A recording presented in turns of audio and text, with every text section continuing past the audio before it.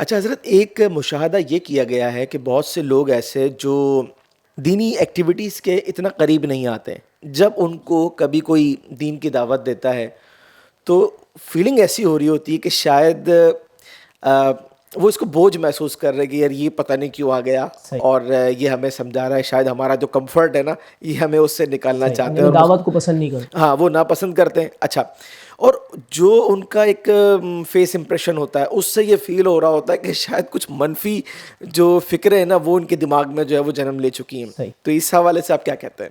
جی، اس حوالے سے یہ ہے کہ جب دعوت کسی کو دی جاتی ہے دین کی، تو بسا اوقات ایسا بھی ہوتا ہے کہ جس شخص کو دعوت دی جا رہی ہے وہ اس غلط فہمی کا شکار ہوتا ہے کہ میں ایک اچھی زندگی گزار رہا ہوں. یعنی وہ اپنی زندگی کو، اپنے افعال کو اچھا سمجھ رہا ہوتا ہے، حالانکہ حقیقت اس کے برخلاف ہوتی ہے، اور حقیقت میں وہ ایک اچھی زندگی نہیں ہے بلکہ وہ ایک بری زندگی ہے جو بے سکونی اور بے قراری اور گناہوں بھری زندگی ہے.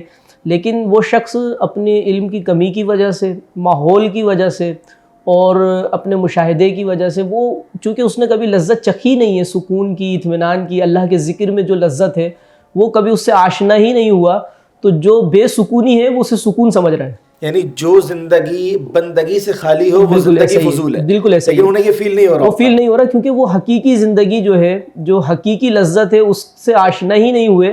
تو جو ان کو لذت محسوس ہو رہی ہے وہ در حقیقت لذت نہیں ہے، لیکن ان کی نظر میں وہ لذت ہے کیونکہ انہیں حقیقی لذت کا ادراک نہیں ہے. یعنی روحانی طور پر جی بالکل جو ایسا ہی. ایک عابد کو، عبادت گزار کو جو جی لذت ملتی ہے، جی ظاہر سی بات ہے کہ اس لذت کا وہ وہ اس ادراک لذت کو نہیں انہوں کر نے سکتے. کبھی ادراک ہی نہیں کیا، محسوس ہی نہیں کیا، تو وہ بے لذتی کو لذت سمجھ رہے ہیں. میں اس پر ایک حکایت آپ کو سناتا ہوں. مولانا روم رحمۃ اللہ تعالی علیہ نے مثنوی شریف کے اندر یہ حکایت نقل کی ہے، اور اس کا خلاصہ میں عرض کرتا ہوں کہ ایک شخص حج کے ارادے سے نکلا، اور ظاہر ہے حج کا سفر وہ ایک طویل سفر ہوتا ہے، تو پہلے پیدل ہوا جی کرتا بالکل پہلے ایسے ہی معاملہ تھا. تو وہ حج کے ارادے سے نکلا اور دوران سفر وہ راستہ بھول گیا، ایک جنگل میں بھٹک گیا. اچھا.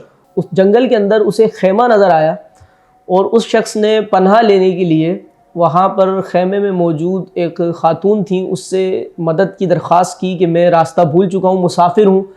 تو اس خاتون نے رحم دلی کا مظاہرہ کرتے ہوئے اس شخص کو پانی دیا. اچھا.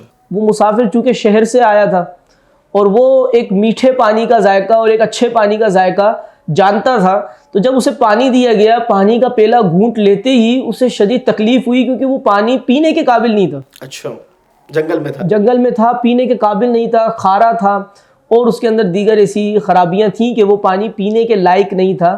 تو بہرحال اس شخص نے اپنی جان بچانے کے لیے پانی کو پیا.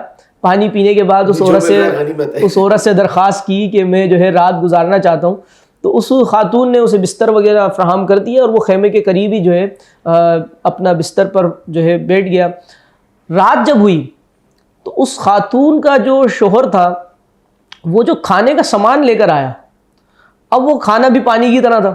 اچھا. یعنی انتہائی بے ذائقہ اور کھانے کے قابل وہ چیز نہیں تھی. جنگلی کوئی جانور وہ مار کر لے کر آیا، اچھا. اور اپنے طریقے سے انہوں نے جو ان کا ایک انداز تھا اس طرح کھانا تیار کیا اور اس مسافر کو دیا.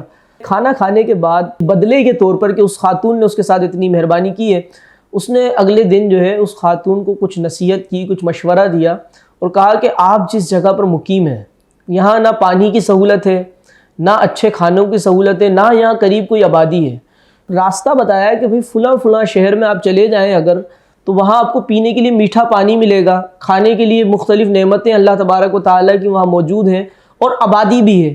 رات جب ہوئی تو اس خاتون کا جو شوہر تھا وہ دوبارہ جب اپنے خیمے کے اندر لوٹا، اور پھر اس خاتون نے جب مسافر نے جو نصیحت کی تھی وہ ساری روداد اپنے شوہر کے سامنے بیان کی، تو اس خاتون کا شوہر یہ کہنے لگا، اچھا مسافر اس بات کو سن رہا تھا باہر سے، تو وہ یہ کہنے لگا کہ تم بھی ہر کسی کی باتوں میں آ جاتی ہو. اچھا.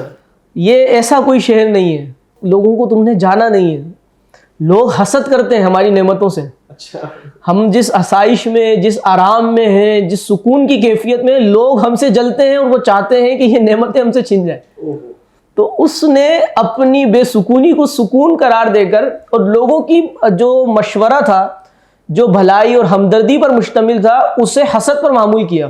بلکہ میں تو یہاں یہ کہوں گا حضرت کہ جو شخص نصیحت کر رہا ہے، سمجھا رہا ہے، اگر ہمارے لوگ صحیح معنی میں غور و تفکر کر لینا کہ یہ جو کس بات کی دعوت جو ہے وہ بالکل دی ایسا ہی جا رہی ہے، ایسا ہی اس میں فائدہ کس کا ہے، تو میں سمجھتا ہوں کہ شاید پھر انسان جو ہے وہ مثبت سوچ کی طرف آئے اور بیجا بدگمانی سے اپنے آپ کو بچا سکتا بالکل ہے۔ ایسا ہی دنیا کا بظاہر سکون جو ہے وہ دنیا کی حد تک ہی ہے، اور جو اس کو کل سمجھ رہا ہے اور جنت کی اعلیٰ نعمتیں جو ہے وہ اس پر غور و تفکر نہیں کرتا، اب جس طرح ابھی آپ نے فرمایا کہ علم کی کمی کی وجہ سے یا ویسے ہی مطلب دنیا میں اتنا آدمی غافل ہو جاتا ہے بعض اوقات جی تو توجہ نہیں کر پاتا، تو حقیقتاً ہمیں غور و تفکر کرنے کی حاجت ہے۔